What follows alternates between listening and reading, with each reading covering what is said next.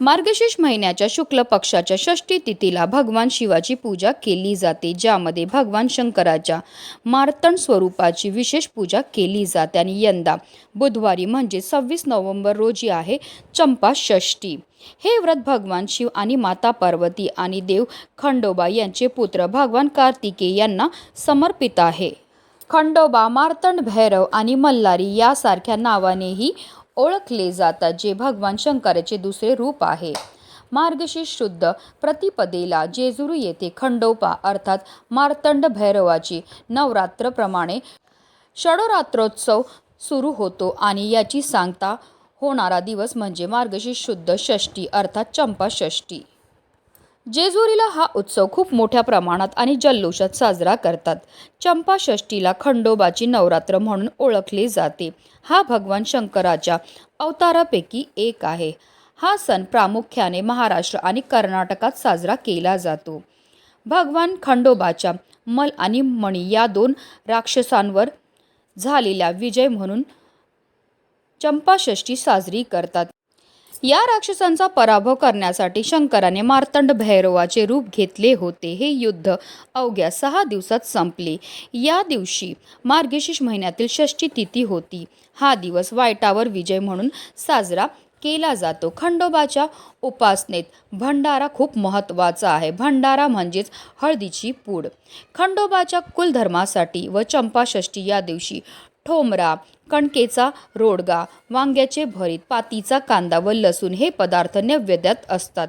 देवाला नैवेद्य समर्पण करण्यापूर्वी तळी भरण्याची विधी असते. तळी भरणे म्हणजे एका तामणात विड्याचे पान, पैसे, सुपारी, भंडारा व खोबरे हे पदार्थ ठेवून ते तामण सदानंदाचा येळकोट किंवा येळकोट जय मल्हार असे मोठ्याने 3 वेळा म्हणून 3 वेळा उचलतात. नंतर दिवटी व बुदली घेऊन आरती करतात. देवाकडे तोंड करून भंडारा व खोबरे उधळतात व प्रसाद वाटतात. खंडोबा ही देवता भक्तांची मनोकामना पूर्ण करणारी व नवसाला पावणारी आहे. त्यामुळे नवस बोलणे व तो फेडणे याला महत्त्व आहे. या व्रताने पूर्वजन्मीची पापे नष्ट होतात आणि मोक्ष प्राप्त होतं. धन, ऐश्वर्य, आरोग्य आणि कुटुंब सुख मिळतं. जीवनात सकारात्मक ऊर्जा येत असते. कुंडलीतील कालसर्पदोष नष्ट होतो, ज्यामुळे शिक्षण, व्यवसायातील अडथळे दूर होतात. धार्मिकदृष्ट्या हा दिवस अतिशय महत्त्वाचा असल्यामुळे या दिवशी काही प्रभावी उपायाने सेवा देखील केल्या जातात. आणि म्हणूनच चंपा षष्ठीच्या दिवशी तुम्ही काही नाही केलं तरीही चालेल, पण सकाळीच घरात आणा या झाडाचं फक्त एक फळ. हे फळ आपल्या घरी आणल्यामुळे आपलं कितीही कठीणातील कठीण इच्छा तर पूर्ण होणारच आहे, पण आपलं 7 पिढ्यांचं दारिद्र्य नष्ट होऊन आपल्या संपूर्ण कुटुंबाची भरभरून अशी प्रगती होणार आहे. तर हे कोणतं फळ आणायचं आहे, कोणत्या वेळेत आणायचं आहे, त्याबद्दल सविस्तर आणि महत्त्वाचीशी माहिती मी तुम्हाला या व्हिडिओमध्ये देणार आहे. तर व्हिडिओ पूर्ण पहा. आणि जर तुम्ही माझ्या चॅनलवर नवीन असतील तर चॅनलला सबस्क्राईब करा आणि शेजारी बेल आयकॉन सुद्धा प्रेस करा, जेणेकरून तुम्हाला माझ्या नवनवीन व्हिडिओचं नोटिफिकेशन मिळत राहील आणि तुम्ही एक पण व्हिडिओ मिस करणार नाही. चंपाषष्ठीच्या दिवशी आपल्याला सकाळी लवकर उठायचं आहे, स्वच्छ स्नान करायची आणि त्यानंतर आपल्याला स्वच्छ वस्त्र हे परिधान करायचे आहेत. सर्वप्रथम आपल्याला देवघरामध्ये दिवा हा प्रज्वलित करून घ्यायचा आहे, कारण कोणतीही सेवा किंवा कोणताही उपाय जर आपण अग्नीच्या साक्षीने केला तर त्यामध्ये आपल्याला निश्चितच सफलताही प्राप्त होत असते. त्यानंतर आपल्याला सर्वप्रथम सूर्यदेवांना जल अर्पण करायचं. जल अर्पण करताना ओम सूर्यदेवाय नमः, ओम आदित्याय नमः या मंत्राचा आपल्याला जप हा करायचं. त्यानंतर आपल्याला विधिवत देवपूजा ही करून घ्यायची आहे. आता जर तुमच्याकडे खंडोबाचा टाक असेल तर त्याची पूजा करा किंवा अगदी तुम्ही शिवलिंगाची पूजा केली तरीही चालणार आहे. अशा रीतीने आपल्याला पूजा ही करून घ्यायची आहे. देवपूजा करून झाल्यानंतर लगेचच आपल्याला हा उपाय जो आहे तो करायचा. तर सकाळी ज्या झाडाचं आपल्याला फळ घेऊन यायचं ते म्हणजे धोत्र्याचं, त्याला धतुराचं फळ असं सुद्धा म्हटलं जातं. देवांचे देव महादेवांना भांग, धोत्र्याचं फळ, बेलपत्र आणि जल अर्पण केले जाते. भगवान शंकराच्या पूजासाठी या वस्तू असणे अनिवार्य आहे. शिवपुराणानुसार शिवलिंगावर भांग आणि धोत्रा अर्पण करण्याची प्रसिद्ध पौराणिक कथा आहे. असे म्हणतात की समुद्रमंथनाच्या वेळी जेव्हा समुद्रातून अनेक वस्तू बाहेर आल्या तेव्हा देव आणि दानवांनी त्यांना आपसात वाटून घेतले. परंतु समुद्रमंथनातून जेव्हा विषाचा प्याला बाहेर आला जो कोणीही घेण्यास तयार नव्हते, त्यावेळी देव आणि दानव त्या विषाच्या प्याल्याला घेऊन महादेवांकडे गेले आणि अशा परिस्थितीत भगवान शंकराने त्या विषाचा प्राशन केलं.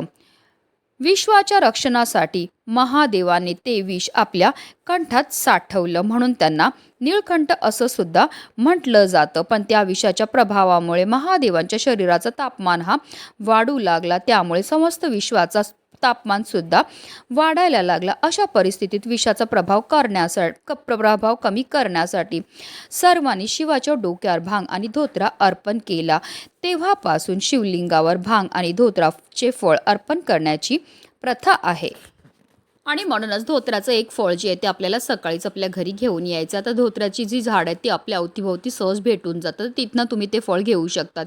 किंवा अगदी जिथे फुल भंडार असतं तिथे सुद्धा तुम्हाला हे धोत्राचं फळ जे आहे ते भेटून जाईल. हा संपूर्ण उपाय आपण देवघरासमोर बसून करणार आहे. तर आपल्याला एक तामण घ्यायचं आहे. तामणामध्ये या धोत्र्याच्या फळाला आपल्याला ठेवायचं आणि त्यावर आपल्याला 11 पळी पाणी अर्पण करायचं आहे. प्रत्येक पळी पाणी अर्पण करताना आपल्याला श्री शिवाय नमस्तुभ्यम किंवा पुरुष असतील तर ओम नमः शिवाय, स्त्रिया असतील तर नमः शिवाय या मंत्राचा जप करायचा आणि या फळाला आपल्याला जलाभिषेक करून घ्यायचा. त्यानंतर या फळाला आपल्याला स्वच्छ पुसून घ्यायचं. त्यानंतर आपल्याला एक प्लेट घ्यायची आणि प्लेटमध्ये आपल्याला थोडा भंडारा घ्यायचा आहे. चंपाषष्ठीच्या दिवशी भंडाऱ्याला अनन्यसाधारण असं महत्त्व आहे. भंडारा म्हणजे हळदीची पूड. आता या भंडाऱ्यामध्ये आपल्याला थोडीशी पाणी टाकायचं आणि त्याचं गंध हे तयार करून घ्यायचं. आता जे धोत्राचं फळ आहे त्याला आपल्याला या हळदीमध्ये बुडवून संपूर्ण पिवळं करायचं. पण जेव्हा तुम्ही ह्या हळदीमध्ये ह्या धोत्र्याच्या फळाला बुडवत असतील तेव्हा काळजी घ्यायची, कारण या फळाला काटे असतात. तर आपल्याला कोणत्याही प्रकारची इजा झाली नाही पाहिजे याची काळजीसुद्धा आपल्याला घ्यायची आहे. आता आपल्याला देवघरामध्ये आसन घेऊन बसायचं आहे. या धोत्र्याच्या फळाला आपल्या उजव्या हातामध्ये आपल्याला घ्यायचं आणि काही सेवा ह्या करायचेत. आपल्याला 11 वेळा कालभैरव अष्टकमचं पठण करायचं आहे. त्याचबरोबर आपल्याला ओम श्री मार्तंड भैरव नमः या मंत्राचा 108 वेळा जप हा करायचा आहे. या दोन्ही अतिशय उच्च कोटीच्या सेवा आहेत. या सेवा केल्यामुळे आपल्यावर फारच लवकर महादेवांची कृपाही होत असते. आता तुम्हाला तुमच्या मनातली इच्छाही व्यक्त करायची आणि तुमच्या देवघरामध्ये जर तुमच्याकडे खंडोबाचा टाक असेल किंवा शिवलिंग असेल तर त्यांच्यासमोर आपल्याला हे फळ जे आहे ते आपल्या मनातली इच्छा व्यक्त करून अर्पण करायचं आहे. आता संपूर्ण दिवसभर हे धोत्राचं फळ जे आहे ते आपल्याला देवघरामध्येच ठेवायचं आणि संध्याकाळी प्रदोष काळामध्ये, प्रदोष काळ जो आहे तो महादेवांना अतिशय प्रिय अशी वेळ, आणि या वेळेमध्ये जर आपण काही प्रभावी उपाय किंवा सेवा केल्या तर आपल्याला केलेल्या उपायाचं त्वरित फळ हे प्राप्त होत असतं. प्रदोष काळ म्हणजे सूर्य मावळायच्या 45 मिनिटं अगोदरची वेळ आणि 45 मिनिटाची नंतरची जी वेळ असते, म्हणजे तुम्ही संध्याकाळी 5:30 वाजल्यापासून 7-7:30 हा उपाय जो आहे तो करू शकतात. हा उपाय करण्याकरता आपल्याला हे जी इच्छा व्यक्त करून आपण धोत्राचं फळ आपल्या देवघरामध्ये अर्पण केले ते, त्याचबरोबर 1 लोटा जल घेऊन जायचं आपल्या घराजवळ असणाऱ्या महादेवांच्या मंदिरामध्ये गेल्यावर आपल्याला जे आपण जल घेऊन गेलेले आहेत ते सर्वप्रथम महादेवांच्या शिवलिंगावर एक धारेने अर्पण करायचं. जल अर्पण करताना निरंतर आपल्याला श्री शिवाय नमस्तुभ्यम किंवा ओम नमः शिवाय, किंवा पुरुष असतील तर ओम नमः शिवाय म्हणा, स्त्रिया असतील तर नमः शिवाय या मंत्राचा जप करायचा. आणि त्यानंतर जे धोत्राचं फळ आपण घेऊन गेलेले ते आपल्याला महादेवांच्या शिवलिंगावर अर्पण करायचे. पण हे फळ अर्पण करायची पण एक विशिष्ट पद्धत आहे. या फळाचं जे देठ आहे ते आपल्याला महादेवांच्या दिशेने ठेवायचं आणि त्यानंतर आपल्या मनातली इच्छा व्यक्त करून आपल्याला हे फळ जे आहे ते महादेवांच्या शिवलिंगावर अर्पण करायचं आहे. फळ अर्पण करून झाल्यानंतर आपल्याला मंदिरामध्ये बसायचं आणि काही सेवा ह्या करायच्या. तर आपल्याला 1 वेळा शिव दारिद्र्य दहन स्तोत्राचं पठण करायचं. त्याचबरोबर 1 माळ आपल्याला ओम नमः शिवाय, पुरुष असतील तर ओम नमः शिवाय, स्त्रिया असतील तर नमः शिवाय किंवा श्री शिवाय नमस्तुभ्यम या मंत्राचा जप करायचं. पुन्हा आपल्या मनातली इच्छाही बोलायची आहे. अशा रीतीने आपल्याला हा उपाय जो आहे तो चंपाषष्ठीच्या दिवशी करायचा. अतिशय प्रभावी असा हा उपाय केल्यामुळे आपलं 7 पिढ्यांचं दारिद्र्य तर नष्ट होणारच आहे. पण आपली कितीही कठीणातील कठीण इच्छा ही साक्षात महादेव पूर्ण करतील. म्हणूनच व्हिडिओ जास्तीत जास्त लोकांपर्यंत शेअर करा, जेणेकरून प्रत्येकाच्या आयुष्याचं कल्याण हो हीच मनामध्ये इच्छा. श्री स्वामी समर्थ. जय जय स्वामी समर्थ.